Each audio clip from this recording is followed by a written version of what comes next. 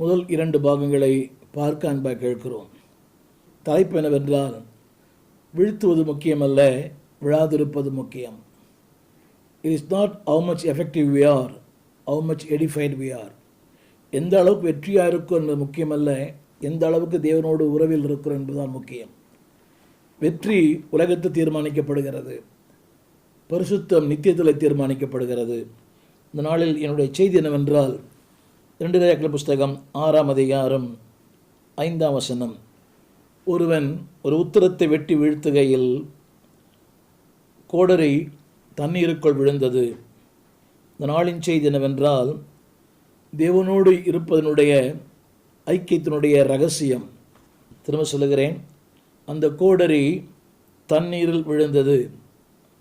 அவன், ஐயோ என் ஆண்டவனே, இது இரவலாய் வாங்கப்பட்டது என்றான் என்று கூவினான். நாளில் என்னுடைய செய்தி என்றால், த இம்பார்ட்டன்ஸ் ஆஃப் யூனியன், தேவனோடு இருக்கிற அந்த உறவினுடைய மேன்மை. இன்றைக்கு அநேகர் உறவுகள் இல்லாமலே ஊழியம் செய்ய முடியும். வேதம் சொல்கிறது, எனக்கு ஒரு ஊழியம் செய்வானானால் என்னை பின்பற்ற கடவன். நன்றாக கவனிக்க வேண்டும்.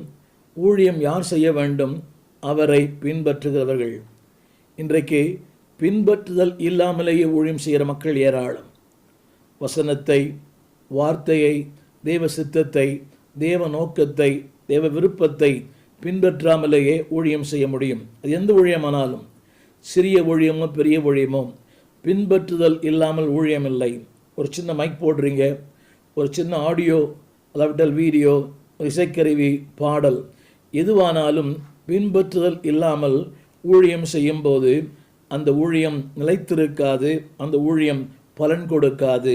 இந்த நாளிலே என்னுடைய முதல் குறிப்பு என்னவென்றால், அன்பான தேவ பிள்ளைகளே, என்றைக்கு அந்த பின்பற்றுதல் இல்லையோ அன்றைக்கு நாம் பயனற்றவளாய் மாறிவிடுவோம்.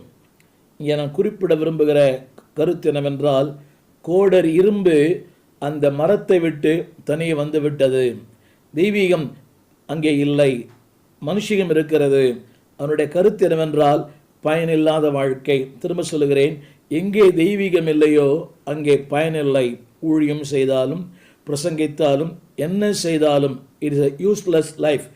திரும்ப சொல்லுகிறேன், அது விழுந்தது.